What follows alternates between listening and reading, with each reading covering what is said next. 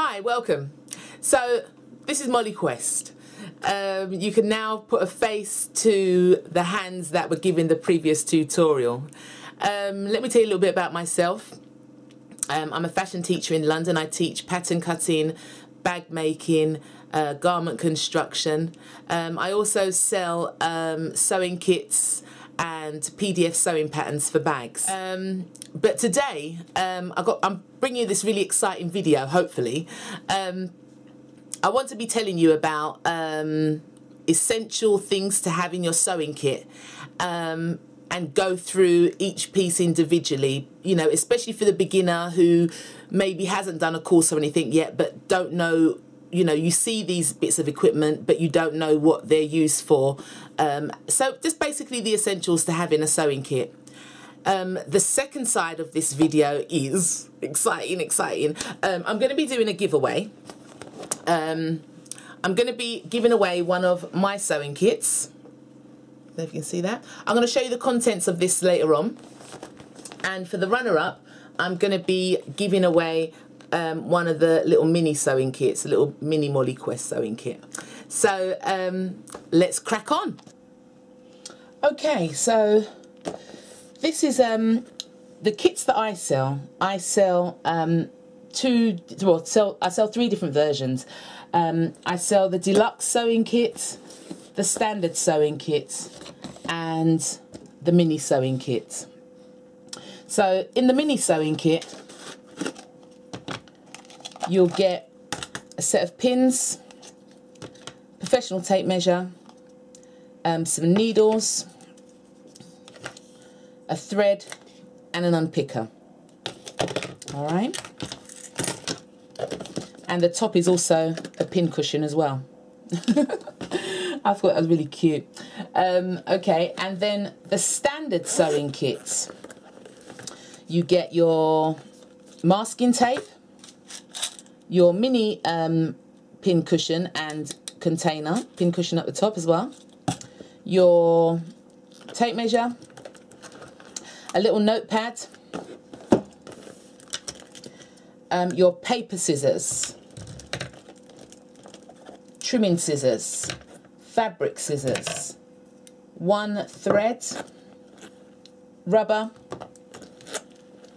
3 different colour markers, a bobbin, set of needles, propelling pencil, and an unpicker.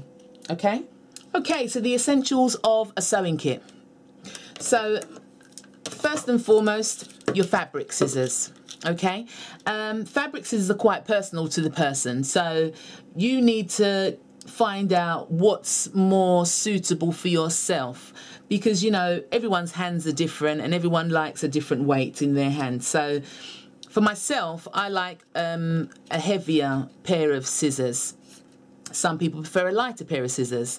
So this one comes in the standard kit. It's a nice pair of good standard stainless steel scissors, very sharp, but also very light as well. They've got a nice rubber soft grip round the handles as well, so it's more cushiony.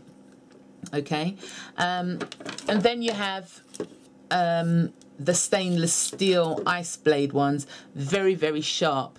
I mean, these cut like hot, you know, a hot knife through butter. These are very sharp, and I really love the feel of these ones.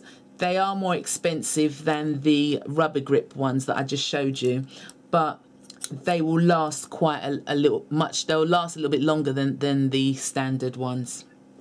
Okay, so those are your fabric scissors. Now, fabric scissors are only supposed to be used on fabric.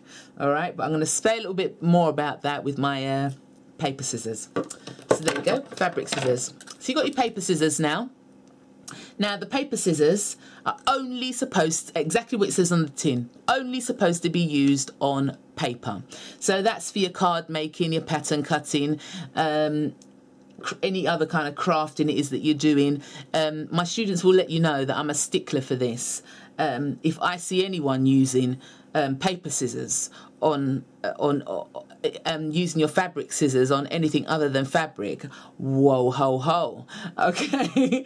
So essential things to have in there as well as your fabric scissors. Also have paper scissors. Never ever ever use your fabric scissors on anything other than fabric, because it will blunt them. Okay. Then you've got your trimming scissors. Now, trimming scissors, I encourage my students to use their trimming scissors at the sewing machine. So, you know, and it's a nice little, neat little pair of scissors, very, very sharp as well. Okay? Right.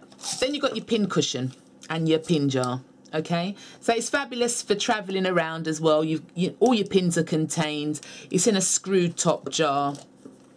And I like to use bobble pins because really for my nails really, but the main thing is really I encourage my students to use bobble top pins is so that it's more visible for them to see when they're sewing. Because sometimes, you know, it's not nice when sometimes you might have finished a garment and you don't realise to the last minute there's a pin trapped in there and it's hard to get it out. All right, I've seen it happen. It ain't funny. Well, it's funny now, but it's not funny then. Okay, so, and you know, also, you know, whilst you're working as well, you know, you can have your pins in your pin cushion, and then when you finish, you know, you take them out and put them in your pins, put them in your pin jar. All right, keep them nice and contained. Okay, a quality thread. In the deluxe one, you get 2 quality threads in here. The threads that I use are Coats and Moon. They're a really good quality thread. They're polyester, which means it's very, very strong. But let me give you a little thing about threads when buying threads, because you know I do like a bargain myself, and sometimes you might go down to the local markets or so, and they've got a little haberdashery stall down there, and they're selling maybe 5 threads for £2 or something like that. Now, not a good thing. Not always a good thing. Sometimes they might be good, but not always a good thing. When you're buying a thread, always make sure have a squeeze. If it's got a bit of bounce in there, it's not a good thread. A thread needs to be tightly woven. So when you go to push it, there is no give at all in there. A second giveaway is the shape of the thread. A good quality thread is very square. See that? Very, very square. Sometimes you might see a thread and it's got a domed, the edges are very domed. Bad quality thread. It means it's not woven tightly. Okay, and also probably when you go to squeeze it, it's very, very bouncy. Bad thread. Put it on the sewing machine, it'll keep on breaking, and then you'll be thinking something's wrong with your sewing machine. It's the thread. Okay.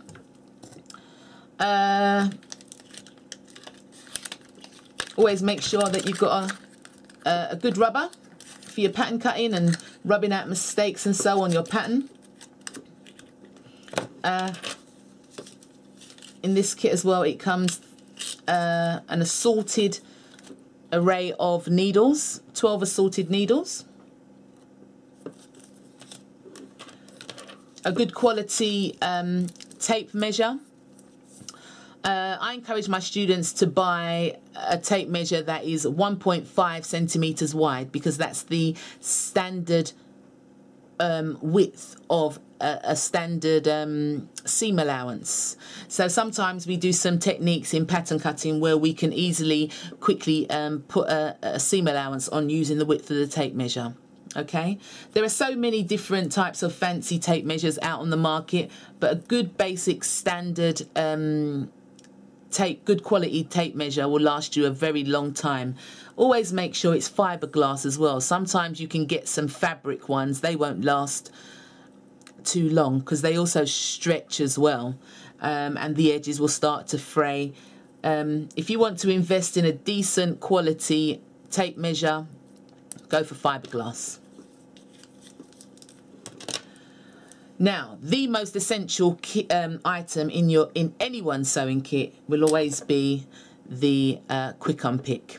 Now the quick unpick, you know, as advanced or as a beginner, you'll always make mistakes, okay? And this is the tool for it. It's known as a quick unpick, seam ripper. There's one more, quick unpick, seam unripper. I'm remembering a little while, but there you go. That's the seam ripper. Okay. In pattern cutting, I always encourage my students to get at least 3 fine line markers, different colours, okay, so that you're able to identify the different pattern markings on your pattern. Okay, a propelling pencil. In pattern cutting, you always need to have a very sharp point. There we go. A very sharp point. So propelling pencils, I absolutely love them because you just basically either press to bring a new point down or just replace the blade, and there's no sharpening or anything like that needed. With the deluxe kit, you get 2 bobbins for your sewing machine as well. 2 threads, masking tape. In pattern cutting, we use masking tape simply for that. If you make a mistake or you need to incorporate some new paper in there, you can just use masking tape. I prefer masking tape rather than sellotape for 2 reasons. You can write on masking tape with a normal biro or a pencil. You can't do that with sellotape unless you use a permanent marker. And also as well, if your pattern gets crumpled and you need to iron it out, you can iron masking tape. With sellotape, you can't. And lastly, so you've seen what you need in an essential sewing kit. I really hope that you liked this video and you got something out of it. But if you want to win one of my deluxe sewing kits, you need to do 4 things, okay? Number 1, you need to like this video. Number 2, you need to subscribe. Number 3, you need to go to my Facebook fan page and like my page. And number 4, you need to write a comment below. I don't know why I'm speaking to you like you're deaf, but you need to write a comment below and tell me why you like sewing or why you love sewing. All right. I'm going to choose a winner on the 23rd of March. So I think that's 3 weeks from now. And also, you know, if you just want to buy one of those kits, if you you can find me on Etsy, Folksy, but if you go to my blog site, which is mollyquest.blogspot.co.uk, all right, and you can find all like my some blogs and stuff I've got on there, and it will take you straight through to where it is I actually sell these kits. So I really hope you've enjoyed it today. And do those 4 things and get yourself into a chance of winning one of my fabulous kits. All right, and there's also a runner-up prize, which is a little small sewing kit. All right, thanks ever so much. God bless.